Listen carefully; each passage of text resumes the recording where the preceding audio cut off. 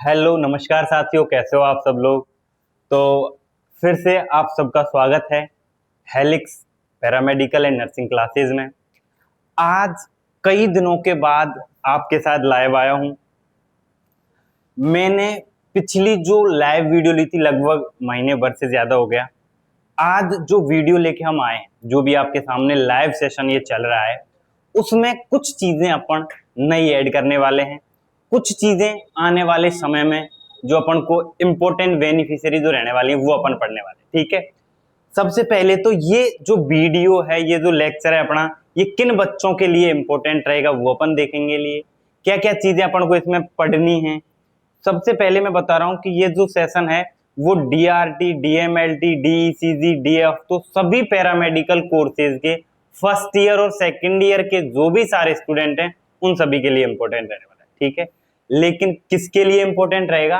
जो new batch 2023-24 की first year exams होने वाली हैं।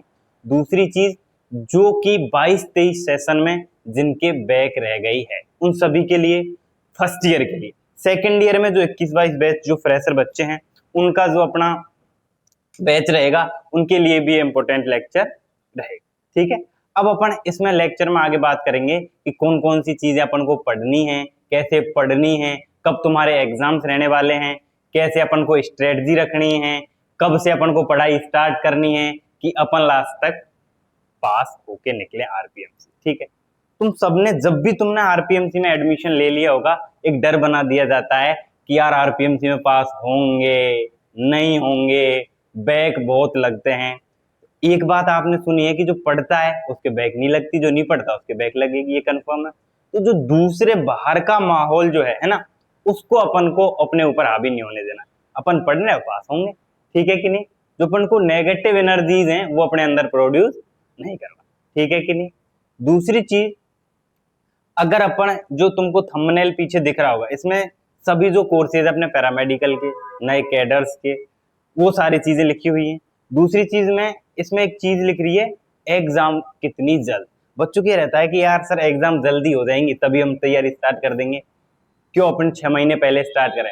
तो अपना जो आरपीएमसी है ना, ये क्वालिटी और क्वांटिटी दो चीजों में अपन देखती है। क्या देखती है? क्वालिटी और क्वांटिटी। क्वालिटी क्या होती है कि अपन कैसा मैटर लिखें, क्वांटिटी क्या होती है कि अपन कितना मैटर लिख रहे हैं, ठीक है। तो अपन को आरपीएमसी में जो फर्स्ट ईयर में तुम्हारी एग्जाम लगेगी, कोई सा भी बैच है, कोई सा भी तुम्हारा कोर्स है, डीआरटी डीएमएलटी, सभी में सबको बता दिया जाएगा कि कैसे क्वेश्चन आएंगे, कितना क्वेश्चन पेपर का आएगा। ये सबको पता है कि सब्जेक्टिव होता है, अपन को थ्योरी इसमें लिखनी होती, ठीक है कि नहीं। अब अपन को पास कैसे होना? पास वही तुमको करवा सकता है जो कि ऑलरेडी आरपीएमसी से पास हुआ है, वही करवाएगा कि नहीं। जिसने नदी पार की है वही तो तुमको नदी पार करवा सकता है। कि जिसने जो पहली बार तुम्हारे साथ चल रहा है वो नदी पार करवा सकता है क्या? नहीं करवा सकता। वही मैं बताने जा रहा हूं कि अपन को कैसे आरपीएमसी में पास होने वाले, ठीक है कि नहीं। चलो, जो भी 23-24 सेशन का जो रहने वाला है उनके लिए अपन नया बैच स्टार्ट करने वाले हैं बहुत जल्द, है ना। कैसे करेंगे, कितनी क्लासेस रहेंगी, कौन कौन सी अपनी फैकल्टीज रहेंगी। सबसे बड़ी चीज आती है कि सर पढ़ाएगा कौन। बैच स्टार्ट कर दोगे, हेलिक्स नाम पहले भी सुना है, आज भी सुन रहे हैं, लेकिन क्या चेंजमेंट है, हमको क्या नया देखने को मिला। तो आज जो लोकेशन है, जो भी नई फैकल्टीज अपने आपके सामने आने वाली हैं, सभी एक्सपीरियंस फैकल्टीज हैं, सभी गवर्नमेंट सेलेक्टेड हैं, यानी कि गवर्नमेंट या तो किसी का कॉलेज है या फिर ऑलरेडी गवर्नमेंट सेलेक्टेड है, वो सारी अपनी फैकल्टीज रहने वाली, ठीक है कि नहीं। जब फैकल्टी आपके सामने आएगी पढ़ाएगी तो आपको पता चल जाएगा कि अपना क्या सिस्टम रहने वाला, ठीक है कि नहीं। तो उन सारी चीजों के बारे में आपको लोकेश सर थोड़ा सा गाइड करेंगे जब मेरे लेक्चर खत्म हो जाएगा, ठीक है कि नहीं। और सारी चीजें जो भी इंफॉर्मेशन है वो तुमको नीचे येलो पट्टी दिख रही होगी, उस पर अपना कॉन्टेक्ट नंबर आ जाता है ना। अगर अभी नहीं दिख रही है आपको तो थोड़ी देर बाद येलो पट्टी पे जो भी कॉन्टेक्ट नंबर है वो अपन को दिख जाएंगे। और जो भी अपन को गाइडलाइंस चाहिए होंगी कि अपन को कौन सी चीज पूछनी है, जैसे कि अपन को मैं भी ऐसी कई चीजें रहेंगी जिनको मैं बताना भूल गया या जिनको तुम्हारी इच्छा थी पूछने की, तो एक 15 मिनट के लेक्चर में अपन सारी चीजें तो नहीं बता सकते, और अंदर की चीजें जो होती हैं वो अपन को बातें करनी, ठीक है कि नहीं। तो अपन को थोड़ा सा लोकेश सर बताएंगे इसमें कि अपन को क्या शेड्यूल रहने वाला है, कैसी फैकल्टीज रहेंगी, और एक एक फैकल्टी के बारे में अपन बात करेंगे कैसा तुम्हारा सिलेबस रहेगा। मैं थोड़ा सा तुमको डीआरटी के बारे में बताऊंगा। सबसे बड़ा कोर्स है डीआरटी। कैसा? डीआरटी के बारे में मैं अपन को थोड़ा सा बताऊंगा कि डीआरटी में अपना क्या रहने वाला है। बेसिक सी चीजें हैं, अभी अपन इतना हावी नहीं होने देंगे अपने ऊपर कि अपन को लोड लें, ठीक है। अगर तुम अभी से तैयारी स्टार्ट कर दोगे तो तुमको कोई भी दिक्कत नहीं है, लेकिन तुम कहोगे कि सर 15 दिन पहले हम आ रहे हैं, 15 दिन बाद एग्जाम है हमारे, क्या करें, उसका कोई भी रिजल्ट नहीं है, ठीक है कि नहीं। लेकिन एक चीज मैं ये कह रहा हूँ, जो हेलिक्स में आया है उसको किसी भी तरीके से साम दाम दंड भेद जो अपनी नीति होती है उनसे पास कराने की गारंटी पूरी अपन देते हैं, ठीक है कि नहीं। समझदार को ये सारा काफी रहता है। अपन अब डीआरटी फर्स्ट ईयर का बात करेंगे, ठीक है कि नहीं।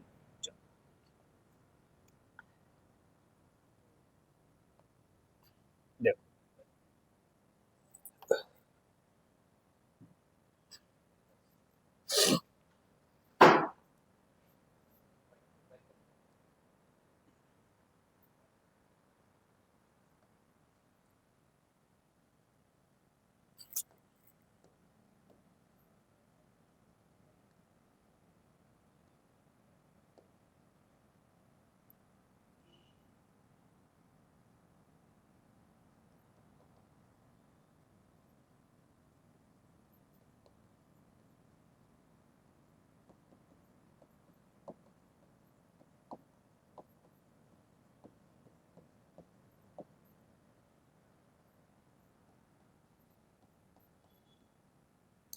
डीआरटी, कई बच्चे ऐसे आ जाते हैं जो डीआरटी में एडमिशन ले लिया, हमारे पास पढ़ने आ जाते हैं जिनको फुल फॉर्म पता ही नहीं है कि डीआरटी होती क्या है, ठीक है।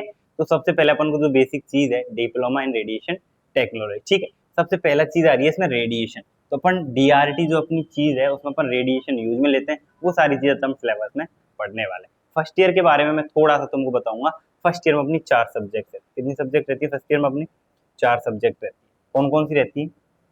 नंबर 1 रहती है अपनी, जो कि अपना एक बेसिक है, क्या, मेडिकल का बेसिक है, एनाटोमी, फिजियोलॉजी एंड पैथोलॉजी, ठीक है। ये अपना बेसिक है जो कि अपन सभी में पढ़ेंगे। एनाटोमी क्या होती है, फिजियोलॉजी क्या होती है, पैथोलॉजी क्या होती है, इन सारी चीजों के अपन जो एक्सप्लेन करेंगे, जो डिस्क्राइब करेंगे बड़े रूप में, वो अपन क्लासेज में करेंगे, ठीक है। एक थोड़ा सा इंफॉर्मेशन मैं दे रहा हूँ। दूसरी चीज जो अपन पढ़ेंगे वो अपन पढ़ेंगे रेडियोलॉजिकल फिजिक्स। क्या पढ़ते हैं अपन? रेडियोलॉजिकल फिजिक्स पढ़ते हैं। क्या पढ़ते हैं अपन? रेडियोलॉजिकल फिजिक्स अपन पढ़ते हैं, ठीक है कि नहीं। चलो,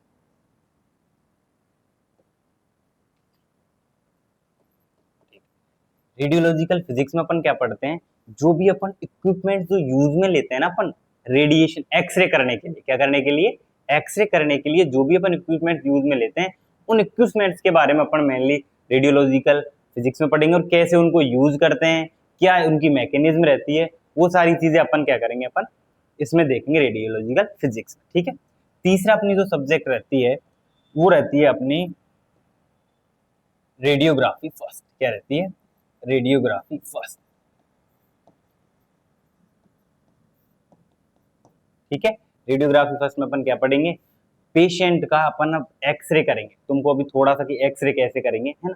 ये जब तुम धीरे धीरे जो चीजों को समझोगे तो तुमको डायरेक्टली समझ में आ जाएगा कि एक्सरे क्या होती है। जो अपन एक्सरे, जो अपन तुम डीआरटी कोर्स कर रहे हो ना, इसमें तुमको एक काम करना होता है, वो एक्सरे करने होते हैं, ठीक है कि नहीं। तो उसी से रिलेटेड अपनी चारों सब्जेक्ट, ठीक है। तो जब अपन एक्सरे करते हैं, लगभग अपने यार आमतौर पर सभी कराए हुए होते हैं, कैसे करते हैं वो सारी चीजें, कैसे लेटाना है पेशेंट को, किस कंडीशन में अपन, अगर हाथ में फ्रैक्चर है तो हाथ का जो फ्रैक्चर है वो कैसे, किस कंडीशन में अपन एक्सरे करेंगे कि अपन को बेस्ट व्यू लगेगा। अपन जैसे कि नहीं देखते, अपन जब शादी के फोटो शूट होते हैं तो अपन बेस्ट से बेस्ट जो फोटो शूट करने वाला उसको लेके आते हैं, क्योंकि वो एंगल जानता है।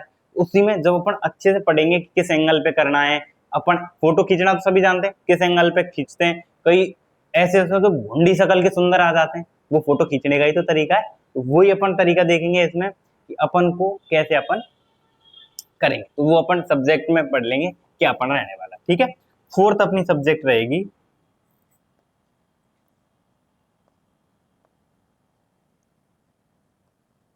Dark room procedure. क्या रहेगी? डार्क रूम प्रोसीजर अपन पढ़ेंगे, जो कि आजकल बंद हो गया है, लेकिन ये सब्जेक्ट है तो चलती है और कई जगह आज भी ये चल रहा है। ये अपन जब एक्चुअली स्टार्टिंग में किया करते थे तो ये डार्क रूम का यूज लेते थे अपन। अभी केवल इतना ही समझना है, ज्यादा समझने की जरूरत नहीं है, क्योंकि जब आप सब्जेक्ट स्टार्ट करेंगे तो डार्क रूम क्या होता है वो सारी चीजें अपन समझेंगे। ठीक है, थोड़ा सा और मैं बता देता हूँ 2 मिनट पर, है ना। जो कि जो फर्स्ट बार जिसने एडमिशन ही लिया पैरामेडिकल में उसको थोड़ा सा इन्फॉर्मेशन रहे। DRT first year second year दो है, ठीक है। फर्स्ट ईयर का ये तुम्हारा सिलेबस है। फर्स्ट ईयर में क्वेश्चन कैसे आएंगे, तुम्हारे कोई भी पेपर है उसमें 7 क्वेश्चन आएंगे। कितने आएंगे, 7 क्वेश्चन आएंगे, ठीक है। अपन को 5 करने होते हैं। कितने करने होते हैं अपन को, 5 करने होते हैं। ये तुमको टाइम टू टाइम कैसे करना है, क्या स्ट्रेटजी रखनी है, 5 में 4 आते हैं तो अपन को क्या फॉलो करना, वो सारी चीज तुमको बता दी जाएंगी। ये मैं थोड़ा सा शॉर्ट में बता रहा हूँ, ठीक है। 5 क्वेश्चन अपन को करने होते हैं और एक क्वेश्चन कितने नंबर का होता है, 20 नंबर का होता है। सारे थ्योरेटिकल क्वेश्चन आते हैं, मतलब अपन को लिखना ज्यादा होता है, ठीक है। सब्जेक्टिव क्वेश्चन आते हैं, आया कि नहीं आया समझ में, ठीक है। अब आपको थोड़ी सी एलटी के बारे में जो भी फैकल्टीज हैं, ईसीजी, ठीक है। दूसरी चीज अपनी डीआरटी सेकेंड ईयर की भी आती है। क्या आती है, DRT second year. DRT second year में क्या क्या सब्जेक्ट हैं एक बार बेसिक बता देता हूँ तुमको मैं, है ना। ये तुम्हारा फर्स्ट ईयर में भी यही सिस्टम रहेगा पेपर का, तो वही 7 क्वेश्चन आएंगे, 5 करने होंगे, है ना। और सेकेंड ईयर में भी अपना यही रहेगा। अब अपन पेपर की बात करें कि सर 4 सब्जेक्ट में ही हमारा काम हो जाएगा, नहीं। तुम्हारा टोटल जो अपना 5 भी अगर अपन प्रैक्टिकल होता है, प्रैक्टिकल वो अपनी सब्जेक्ट है। क्या है, तुम्हारा प्रैक्टिकल लगेगा, जैसे अपन 12th में नहीं लगते थे ऐसे लायक प्रैक्टिकल लगेगा तुम्हारा। वो भी कितने नंबर का होगा, 100 नंबर, 100 नंबर के होंगे ये सारे, है ना। और छठवा जो तुम्हारे कॉलेज से भेजे जाएंगे नंबर, तो ऐसे पूर्णांक अगर अपन बात करें टोटल तो कितने का होगा, 600 नंबर का, है ना। सारे के सारे कितने नंबर के होंगे, 600 नंबर के होंगे फर्स्ट ईयर में। और फर्स्ट ईयर में ही सेकंड ईयर में भी कितने नंबर के होंगे, ऐसे 600 नंबर के रहने वाले। तो ये तुम्हारी किसकी थी, फर्स्ट ईयर का था। अब एक बार मैं सेकंड ईयर का तुमको समझा देता हूँ, ठीक है। चलो, सेकंड ईयर में भी वही अपनी 4 सब्जेक्ट रहेंगी। सेकंड ईयर में भी तुमको एक प्रैक्टिकल देना पड़ेगा और सेशनल जो 100 नंबर तुम्हारे 100 नंबर में जितने भी कॉलेज भेजता है वो अपन को नंबर देने होंगे, ठीक है कि नहीं। ठीक, सब्जेक्ट के बारे में मैं बता दूं, अगर अपन जब रेडियोग्राफी सेकंड एक सब्जेक्ट यूज में ली थी, मैं थोड़ी देर बाद बताऊंगा। पहली सब्जेक्ट अपन बात करते हैं रिसेंट एडवांस। क्या लेते हैं अपन, रिसेंट एडवांस। क्या सब्जेक्ट सेकंड ईयर में, जो पहली एग्जाम है अपनी सेकंड, ये क्या है, सेकंड ईयर क्या है अपना, जो अपन प्रोसीजर्स फर्स्ट ईयर में करते हैं उन्हीं का एक्सप्लेनेशन रूप या उन्हीं की जो अपनी फॉरवर्ड टेक्नोलॉजी है वो अपन किस में यूज में लेते हैं, सेकंड ईयर में लेते हैं कि नहीं लेते। चल, उन मशीनों का और उन इक्विपमेंट्स का जो अपन यूज में लेंगे उनको अपन इसमें पढ़ेंगे, ठीक है कि नहीं। चलो, दूसरा आता है अपना रिसेंट एडवांस अपनी हो गई, ठीक है कि नहीं। रिसेंट एडवांस में तुमको सारी चीजें बता दी जो बेसिक चीज, अभी तुमको लग रहा होगा कि यार समझ में नहीं आया, तो कोई दिक्कत नहीं है। अभी मैं एक बेसिक चीजें बता रहा हूँ और सब्जेक्टों को तुमको क्या बता रहा हूँ मैं, नाम बता रहा हूँ, ठीक है कि नहीं। चलो, दूसरी सब्जेक्ट है अपनी रेडियोथेरेपी। क्या दूसरी सब्जेक्ट, रेडियो थेरेपी, ठीक है।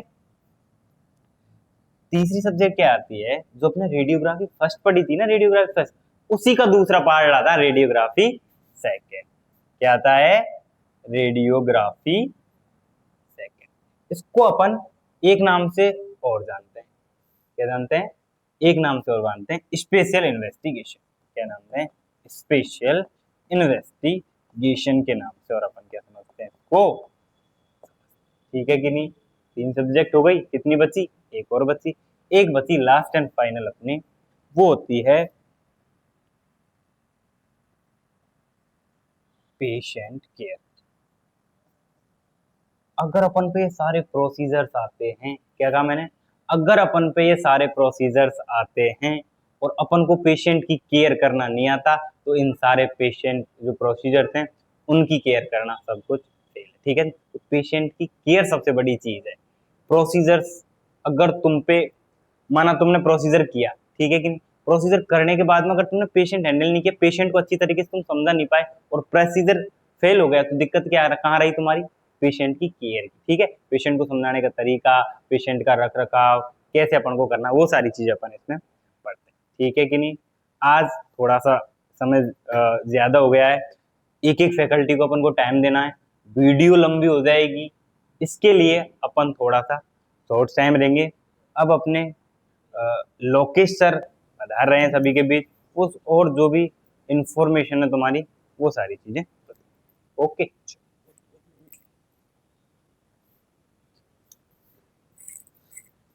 है good evening all of you. We will discuss about paramedical. अगर हम सीधी सी बात करें तो आज हम जो पैरामेडिकल में डिस्कस करें तो सबसे पहले आप लोगों ने बहुत ही धैर्यपूर्वक सुना भी अपने सर को, और वेल फेम नेम सब जानते हैं शिवकेश सर को, है ना। तो सब लोगों ने सुना और ऑडिबल विजिबल में आप लोगों को इजीली हूँ। और आपको मैं बता दूं कि जब भी 12th करके पास होकर बच्चा आता है तो उसको एक मन में भी कहीं पे लिखा होता है एक्सरे पे कि गर्भवती महिलाओं का एक्सरे नहीं करना चाहिए। बहुत सारे छोटे छोटे क्वेश्चंस आपके माइंड में हो सकते हैं, ये सब आपके एग्जामिनेशन में आते हैं। आपके टीएलडी बेस क्या होते हैं, अलारा प्रिंसिपल्स क्या होते हैं, हमारा जो जो एक्सरे रूम होता है उसके अंदर एक्सरे ट्यूब में जो एक्सरे जो होती है ना मशीन, वो कैसे काम करती है, उसके अंदर ट्रांसफार्मर क्या काम करता है, तो उसके अंदर कौन कौन से स्पेशल रेडियोग्राफी अपन कर सकते हैं, जीरोग्राफी है या फिर बेरियम स्वेलो है, बहुत सारी बेरियम पिला करके एक्सरे कर रहे हो, इस अलग अलग तरह की चीजें आपको देखने को मिलेगी। तो बड़ा इंटरेस्टिंग सब्जेक्ट है। सर हैं, सर के साथ में दो फैकल्टीज और रहेंगी जो कि पूरा डीआरटी संभालने वाले हैं। तो डीआरटी के अंदर बहुत बहुत धन्यवाद सर का जो इतना अच्छा समझाया। आगामी लेक्चर जो है यूट्यूब पर भी आएंगी उन सभी टीचर्स का, उन फैकल्टीज का जो अभी आज के लाइव में नहीं है क्योंकि सबको ला पाना और समय का अभाव है। बाकी पैरामेडिकल के बारे में सारी नॉलेज मैं आप लोगों को बताऊंगा डिटेल में, है ना। Thank you so much. अब हम लोग पैरामेडिकल के उस दौर में हैं जिस दौर में पैरामेडिकल अपने गोल्डन टाइम पर है। जी हाँ, हम बात करें अभी हाल ही में उत्तराखंड के अंदर लैब टेक्नीशियन ग्रेड पे 2800 से 4200 हो जाती है। क्या यह अचानक से होता है क्या? ये अचानक से नहीं होता है साथियों, इससे पहले दबदबा होता है पूरे पैरामेडिकल को छोड़ करके मेडिकल यानी कि एमबीबीएस यानी कि पीजी स्टूडेंट्स यानी कि रेजिडेंट और नर्सिंग के बाद पैरामेडिकल का। सोचा तो नहीं होगा ना कि इतना सब कुछ हो जाएगा उत्तराखंड के साथियों ने। सोचा तो नहीं होगा ना कि हरियाणा के साथ जितने भी स्टेट है वो ग्रेड पे 4200 तक पहुंच चुके हैं, तो कहीं ना कहीं राजस्थान भी पीछे नहीं है। अब आप लोग देख रहे हैं कि जितने वैकेंसीज आ रही हैं बहुत भर भर के आ रही है। हर जिला, हर तहसील पर एक उन्नत पैरामेडिक की जरूरत है। मैं आपको चीज बता दूं कि बहुत वो दौर अलग था जब लोग सिर्फ जांच के नाम पर टीबी की जांच, डेंगू और मलेरिया जानते थे, लेकिन आज के टाइम पर आपका एचसीजी टेस्ट से लेकर, आपका बीटा एचसीजी से लेकर, आपका कोविड टेस्ट से लेकर, आपका सीएसएफ एग्जामिनेशन से लेकर और कल्चर तक, लोगों को कल्चर के नाम नहीं पता, लेकिन जब आप अच्छे से पढ़ लेते हैं, जब आप अच्छे से पढ़ लेते हैं तो आप लोगों को पूरी जानकारी होती है। और अच्छे से पढ़ने के लिए हमारे राजस्थान के अंदर आरपीएमसी काउंसिल यानी कि आरएसएचसी भी हो गया वो, और जितने भी स्टडी काउंसिल है वो मिलकर के अच्छा काम कर रहे हैं और अच्छा आगे बढ़ रहे हैं। जी हाँ, आप चाहे फर्स्ट ईयर में हो, सेकंड ईयर में हो, सबसे पहले सबसे ज्यादा जो डर है वो है फेल होने का। जी हाँ, एडमिशन जिस दिन लेते हो ना उस दिन टीचर आपको बोलता है, फैकल्टी आपको बोलता है कि आप फेल हो जाएंगे, बिल्कुल हो जाएंगे, आप अवश्य हो जाएंगे, इस वीडियो को देखने के बाद भी हो जाएंगे। लेकिन मैं आपको चीज बताना चाहता हूँ कि अगर कोई हिंदी मीडियम से छात्र है और उसको कोई इंग्लिश में इंप्रूव ही नहीं करवाएगा तो क्या वो पास हो पाएगा? क्या? असंभव। कोई हिंदी मीडियम से स्टूडेंट है, उसको कोई प्रॉपर नोट्स ही नहीं मिलेगा तो क्या पास हो पाएगा? इम्पॉसिबल, संभव ही नहीं है साथ। अगर कोई आप लोगों को बोले कि इसने कभी पैरासिटामोल को भी स्पेलिंग सही नहीं लिख सकता, क्या वो पास हो जाएगा? असंभव। ये सब वर्ड्स सुनाई दिए जब हेलिक्स मार्केट में आया, जब हम लोग आए, हेलिक्स आया, सुनाई गया ये संभव ही नहीं है, पॉसिबल ही नहीं है। कैसे पॉसिबल है कि रिजल्ट लाए जाए ऐसे बच्चों का जो हिंदी इंग्लिश का इशू आता है, ऐसे बच्चे जिन लोगों को परसेंटेज 60-70% है, ऐसे बच्चे जो लोग पूरा कोर्स कर लेते हैं, रिवीजन नहीं होता, जिनको पता ही नहीं है सिलेबस में क्या रहना है, कैसे पेपर आएगा, ऐसे लोगों के लिए हेलिक्स लाया जीरो टू हीरो बैच। और आज हम खुशी से बोल सकते हैं और एक आनंद की अनुभूति हो रही है मुझे बताते हुए कि सर ने जो स्टार्ट कर दिया जीरो टू हीरो बैच। अभी आप लोगों के सामने जो भी ये चल रही है पूरी प्रक्रिया जीरो टू हीरो बैच की चल रही है। यानी कि अगर आप जीरो पे हैं तो आप यहाँ से गारंटीड पास कैसे होंगे? गारंटीड वर्ड है ना, ये सारे जितने बैच आगे आने वाले हैं उनके लिए लागू है। 100% गारंटीड कि आप पास कैसे होंगे। उसके लिए बकायदा बिल्कुल पास की गारंटी, एक बार फिर से सुन लो, हेलिक्स के अंदर पैरामेडिकल में जितने भी बच्चे आने वाले हैं नेक्स्ट बैचेज में, उन सबकी पास की गारंटी हमने सुनिश्चित कर दी है। उसके लिए ऑनलाइन ऑफलाइन दोनों तरह के बैच उपलब्ध हैं। आपको स्क्रीन पे एक नंबर दिख रहा होगा, बकायदा आप देख सकते हैं 9549328790। आप कॉल कर सकते हैं। शाम को 8-9 बजे तक कॉलिंग की सुविधा है। सुबह 10 से लेकर आप 8-9 बजे तक शाम तक कर सकते हैं। टीम से कोई कॉल रिसीव नहीं कर पा रहा तो आपको रिप्लाई मिलेगा।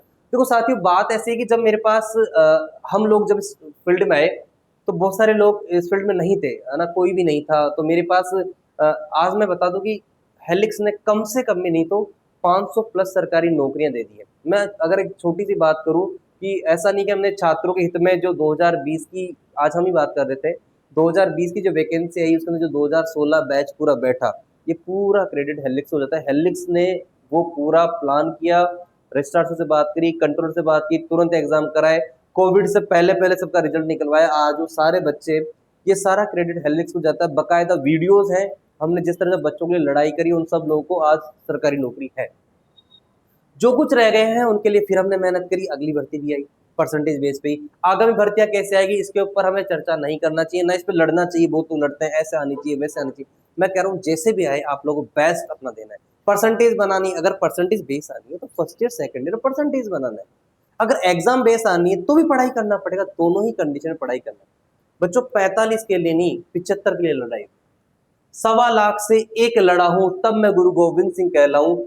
ये जो चीज है आप लोगों के बीच में होनी चाहिए, ये जो चीज है आप लोगों के बीच में होनी चाहिए, तब जाके आप लोग अच्छा कर पाएंगे।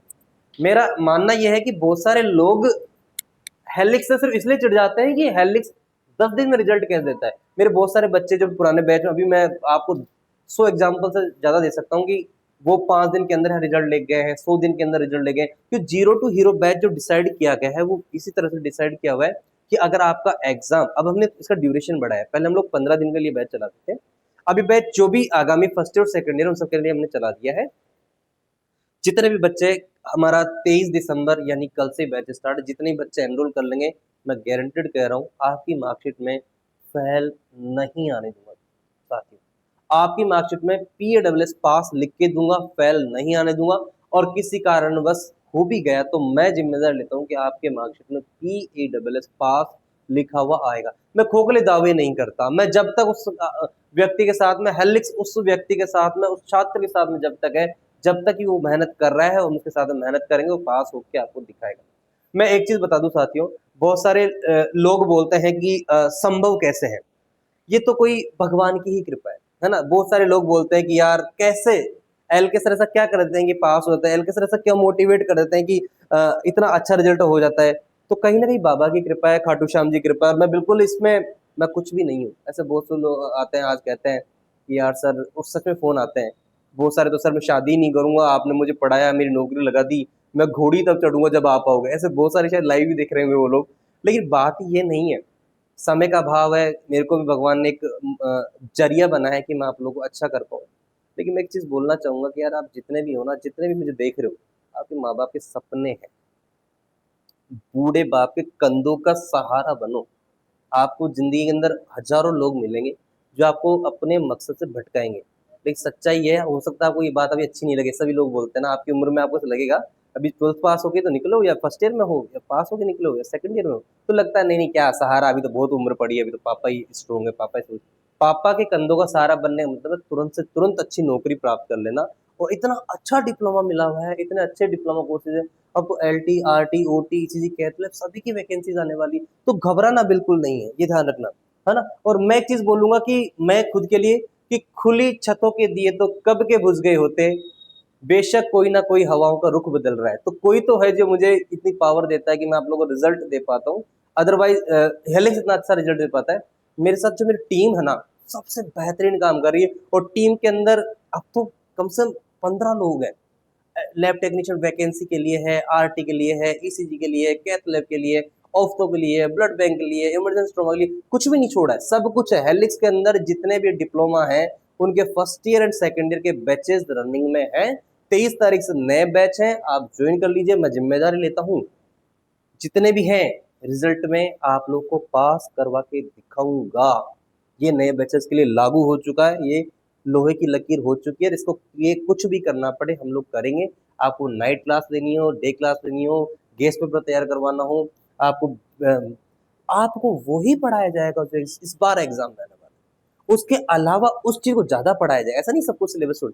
हमारा जो प्लान है, सारी सारी फैकल्टीज या तो किसी अच्छी जगह से गेस्ट फैकल्टीज के फॉर्म में पोस्टेड होती, वो पढ़ाती हैं, या फिर आप लोग को वो फैकल्टीज पढ़ाती हैं जो कि एसएमएस, आरयूएचएस, एम्स या पीजीआई, रेडिएशन सेफ्टी ऑफिसर तक आप लोगों को पढ़ाते हैं। हमें लगता है कि यार डीआरटी के अंदर कुछ बेस्ट करने का लग रहा है इस बार। तो इस बार जो प्लान है वो बेस्ट है। हम आपको दावा करते हैं कि आप बेस्ट से बेस्ट करके जाए।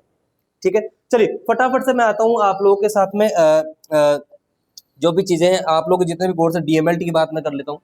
डीएमएलटी बहुत ही बेहतरीन कोर्स, ठीक है। इसका ये कोर्स तब से चल रहा था जब बाकी कोर्स नहीं थे। ये पैरामेडिकल में सारे कोर्सेज का बड़ा भाई, बिल्कुल। कोई टाइम पर यही ब्लड बैंक चला रहा था, कोई टाइम पर यही कैथेटर चला रहा था, कोई टाइम पर यही ऑपरेशन थिएटर चला रहा था। लेकिन अब कैडर नए बने हैं तो डीएमएलटी के जो बड़े भाई ने अपना हिस्सा लोगों को दिया है, भाइयों को दिया है, ताकि वो भी नौकरी लग सके और नए कैडर के विकास हो रहा है, नए कैडर बन रहे हैं। किसी को दुखी होने की आवश्यकता नहीं है इसके अंदर। अपने ही भाइयों का विकास हो रहा है, अपने ही भाई बढ़ रहे हैं, आ रही बात में। और उनको भी मौका मिलना चाहिए, काफी दिनों से स्ट्रगल कर रहे हैं और उनको मिलेगा। मैं कह रहा हूँ जितने भी लोग हैं, मैं नाम ले सकता हूँ, आशाराम है अपने भाई, देवेंद्र भाई हैं, पंकज भाई हैं, डायलिसिस के हुए, कैथ लैब के हुए, ओटी के हुए, ब्लड बैंक के, ऐसे हो सकता है दो चार नाम मैं भूल गया हूँ। बहुत मेहनत कर रहे हैं बच्चे, और ये मेहनत बच्चे नहीं है, भाई है ना। ये मेहनत कर रहे हैं और कहीं ना कहीं ये अच्छा करेंगे। और मुझे उम्मीद है कि सरकार इनकी मांगे बहुत जल्दी पूरी करेंगे और करना होगा, वरना ईंट से ईंट बजाने में टाइम नहीं लगेगा। ये भी बोल देता हूँ कि बहुत सारे बच्चे अब बहुत परेशान हो चुके हैं क्योंकि काफी टाइम से कैडर अपना नहीं। डीआरटी के लिए तो सर बता ही चुके हैं कि डीएमएलटी का कंधे से कंधा मिलाने का काम किया। डीएमएलटी का कंधे से कंधा मिला है डीआरटी कि रेडिएशन को हम झेलेंगे, सिटी के अंदर हम जाएंगे, सिटी टेक्नीशियन बनेंगे, एमआरआई टेक्नीशियन बनेंगे, एक्सरेट। तो ये कहीं ना कहीं सुप्रीम कोर्स लेकर, लेकिन फिर आता है हमारा ईसीजी। इस कोर्स ने बोला कि मैं आपके हार्ट की कंडीशन बताऊंगा, और जितने कार्डियोलॉजिस्ट है उनको भरोसा ही नहीं हुआ नर्सिंग स्टाफ है, और वो लोग आ गए ईसीजी डिपार्टमेंट के पास कि ना हमें टेक्नीशियन चाहिए। टेक्नीशियन की ही P wave, QRS wave, T wave perfect आती है। उसको पता है कहाँ लोकेलिटी, कहाँ पर उसको पेचेस लगाने हैं, कहाँ पर उसको इंपल्स लेना है, कहाँ से इंपल्स लेना है, कैसे उसको ईसीजी पढ़ना है, ये सब आना चाहिए। और ईसीजी ने कोर्स में आते धूम मचा दी, और अब तक 3 से 4 बार वैकेंसी आ चुकी है, और 4 बार वैकेंसी आने वाली सीटें खाली रह रही। सबसे बड़ी बात तो ये, और लड़कियों के लिए तो ये सुप्रीम बैच है, क्योंकि राजस्थान सरकार ने बोला कि लड़कियों की ईसीजी लड़की ही करेगी, ऐसे रूल्स हैं। तो ये अच्छी बात है, सीएससी पीएससी में लड़के के अलावा लड़की की पोस्टिंग है। तो जितने भी भाई बहन है, मैं बोलूंगा कि ये तो सुप्रीम है। ठीक है, आगे आते हैं अपन लोग सीधा सीधा अपना बात करें ऑफ। तो मैं क्या कह रहा हूं कि अगर किसी कैडर ने पिछले 5 साल में तेजी से विकास किया है ना ग्रोथ रेट का देखे परसेंटेज, तो ऑफ्तो ने बहुत जबरदस्त ग्रोथ किया है। 2400 ग्रेड पे से 2800 ग्रेड पे किया है। और मैं बहुत बहुत धन्यवाद देना चाहता हूं उन सभी साथियों का जिन्होंने डीऑफ्तो के लिए, ऑफ्तो कोर्स करने के बाद जो ऑप्टोमेट्रिस्ट बनते हैं उनके ग्रेड पे के लिए काम किया। तो ऑफ्तो के लिए बहुत जबरदस्त काम हो चुका है। और अब आगामी जो वैकेंसियां हैं, डीसीएलटी, भैया तैयार हो जाओ, बहुत अच्छे से परसेंटेज बनाओ और अपने एग्जाम वगैरह जो भी हो उसको अच्छे से क्लियर करो। डीवीबीटी, राइट। इसके बाद आते हैं अपन डीटीटी, डायलिसिस, इमरजेंसी ट्रोमा, और सबसे फेवरेट जो चल रहा है आपका ओटी। इन सबके और इसके अलावा जितने भी कोर्सेज है इनके सबके कैडर बन रहे हैं। तो फर्स्ट ईयर हो या सेकंड ईयर हो, मेहनत करके पास होने का हिम्मत रखो, नहीं है तो हेलिक्स में आओ। मैं कह रहा हूं आपको पास निकलवा के दूंगा। ठीक है, चलो इतनी बात मैं करूंगा, इसके आगे की बात मैं करूंगा। लेकिन मेरे साथ अब जो हमारे इस बार एलटी को जो डील करेंगे, है ना, हमारे छोटे भाई, है ना, तो उनको मैं बुलाना चाहूंगा जल्द से जल्द कि वो थोड़ा सा जल्दी से आ जाए, क्योंकि हमारे एलटी वाले बच्चे ये सोच रहे कि हमारे लिए तो आज सर ने कुछ बोला ही नहीं। बिल्कुल, एलटी के लिए हमारे पास इस बार 4 टीचर रहेंगे। मैं आपके साथ हमेशा हूं और क्लास ले रहा हूं। अशोक सर है, आज तो फैकल्टियां और रिवील करूंगा, नाम नहीं ले रहा हूं। तो इस बार एलटी के लिए 4 4 फैकल्टीज हैं और आप लोगों को सुप्रीम तरीके से पढ़ा रही हैं। तो प्लीज वेलकम और स्वागत करेंगे हम लोग अशोक सर का। Please sir. सर तो आज की अब की एलटी की जो बागडोर है आज के लाइव की, मैं अपने अशोक सर को देता हूँ। वो बताएंगे कि फर्स्ट ईयर में कौन कौन से कोर्सेज हैं, सेकेंड ईयर में कौन कौन से सब्जेक्ट्स हैं, उनमें क्या डील करना होता है, थोड़ा रनिंग में बता देंगे। अगर बोर्ड पे नहीं भी लिखे तो समझना कि एमएलटी वाले तो मेरे बच्चे समझदार ही हैं सारे। चलो thank you sir, thank you. Please. नमस्कार साथियों, मैं उम्मीद करता हूं कि आप सब लोग सकुशल होंगे और आज सर ने मौका दिया है आपसे रूबरू होने का और हम बात करेंगे अगर डीएमएलटी की। तो अगर हम बात करें डीएमएलटी की, तो डीएमएलटी में भी अगर हम फर्स्ट ईयर की बात करें तो फर्स्ट ईयर में आपके 3 सब्जेक्ट चलेगी। अगर बात करें तीनों सब्जेक्ट की, तो जो पहली सब्जेक्ट है वो बात करें हम पैथोलॉजी की,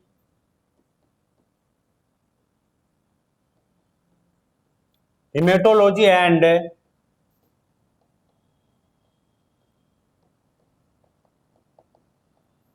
blood banking and anatomy physiology. अगर इन सब्जेक्ट के बारे में भी हम बात करें, पहले मैं एक बार आपसे डिस्कस करना चाहता हूं कि बच्चों को बहुत सारा ये भय रहता है, डर रहता है और होता भी है कि आरपीएमसी के अंदर पढ़ने के बाद में भी हमारे बैक लग जाती है। उसका क्या कारण है? तो कहीं ना कहीं कारण है आपको लिखने का तरीका मान लो, या फिर आप जो मैटर नहीं मिल पा रहा आपको कि आपको क्या पढ़ना चाहिए उसके लिए। तो आप इसके लिए मैं आपके आज सामने लेके आया हूं, कुछ चीजें बताऊंगा। अगर हम बात करें कि जैसे कि पैथोलॉजी सब्जेक्ट की, तो सर्वप्रथम बात करें कि पैथोलॉजी होती क्या है। अगर हम बात करें पैथोलॉजी की, तो जो पैथो का मतलब होता है, उसका मतलब होता है, पैथो का अगर हम बात करें तो पैथो का मतलब होता है,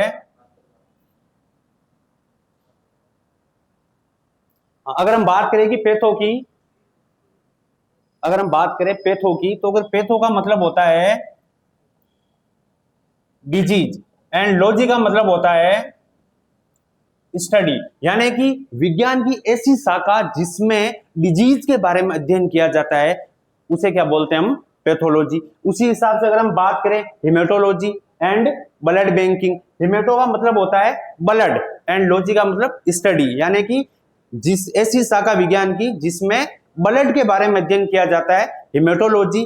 प्लस ब्लड बैंक बैंकिंग, आप बैंक से आपको मालूम पड़ जाना चाहिए कि बैंकिंग का मतलब स्टोर है। तो कहीं ना कहीं जो ब्लड है उसको हम किस हिसाब से सुरक्षित रख सकते हैं, किस हिसाब से हम स्टोर कर सकते हैं, उसके बारे में हम बात करेंगे। उसे क्या बोलेंगे? Blood banking. उसी प्रकार से एनाटोमी एंड फिजियोलॉजी। एनाटोमी यानी कि जो मानव है वो बना है, तो वो किससे बना है? अगर हम सबसे छोटी शरीर की इकाई की बात करें तो वो इकाई होगी सेल, और जो ग्रुप ऑफ सेल की अगर हम बात करें तो वो होगा टिश्यू। और अगर हम टिश्यू की बात करें तो टिश्यू बहुत सारे ग्रुप में मिलकर मानव का क्या बनाता है? ऑर्गन। और जो ऑर्गन है वो सारे मिलकर क्या बनाते हैं? सिस्टम।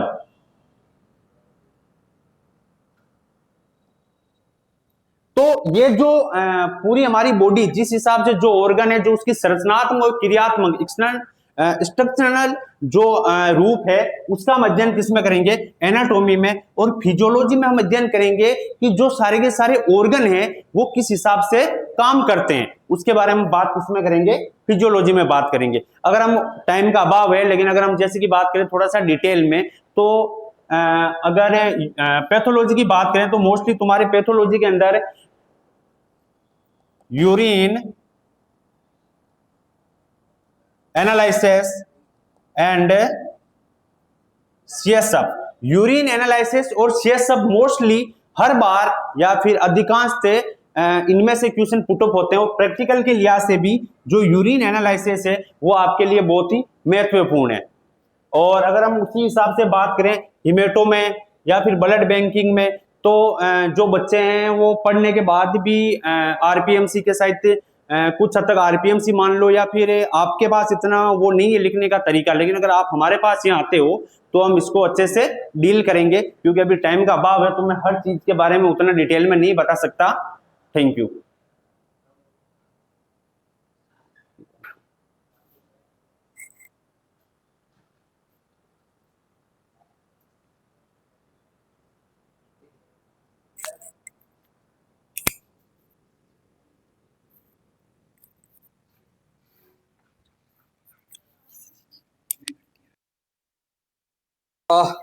ठीक है साथियों, धन्यवाद। थोड़ा सा फास्टली फॉरवर्ड आप लोगों को करवाया, क्योंकि फटाफट से है ना, हम देखो राइटिंग में फटाफट, मैंने कहा कि डीएमएलटी बारे में हमारे बच्चे बहुत अच्छे जानते हैं, और अभी फटाफट से आज मैं अब आप लोग एलटी के बारे में समझ चुके हो। छोटा सा मैं बोलूंगा कि अभी अशोक सर ने आप लोगों को बहुत शानदार समझाया है कि पैथोलॉजी पढ़ेंगे, हिमेटोलॉजी पढ़ेंगे, ब्लड बैंकिंग पढ़ेंगे, ये फर्स्ट ईयर का है।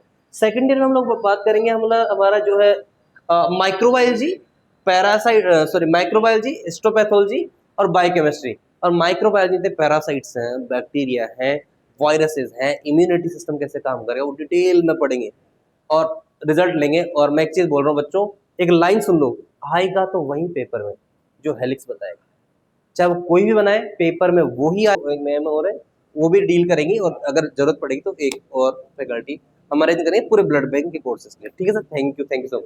ओके ओके, हाँ चलिए, बहुत बहुत धन्यवाद आप सभी लोगों का, लाइव आप जुड़ रहे थे। पैरामेडिकल के जितने भी तरह के कोर्सेज है, मैं आपको बोलना चाह रहा हूँ कि जितने भी तरह कोर्स है, हेलिक्स ने झंडे गाड़ने का सोच लिया है। रिजल्ट आपका आएगा, LT, RT, OECG, cath lab, blood bank, emergency, trauma, जितने भी हैं जिनके नाम मैं नहीं बोल पा रहा हूँ, समय थोड़ा कम है, और समय को देखते हुए फटाफट से बोलना चाहता हूं कि संपूर्ण पास की गारंटी ये मैं ही लेके आया था, हेलिक्स ही लेके आया था, और हेलिक्स से तो मुमकिन है, ऐसा हम करके ही बताएंगे। बेटा बहुत सारे लोग कॉपी तो कर लेते हैं लेकिन फूक निकल जाती है, क्योंकि फुल पास की गारंटी फूक निकल जाती है, लेकिन संपूर्ण पास की गारंटी आपको सक्सेस दिलाएगी। थैंक यू सो मच, एक साथ धन्यवाद, और मिलता है अगले सेशन में बिल्कुल लेक्चर के साथ। Thank you, bye bye, good night, सो जाइए आप लोग, और मिलते हैं नेक्स्ट सेशन में।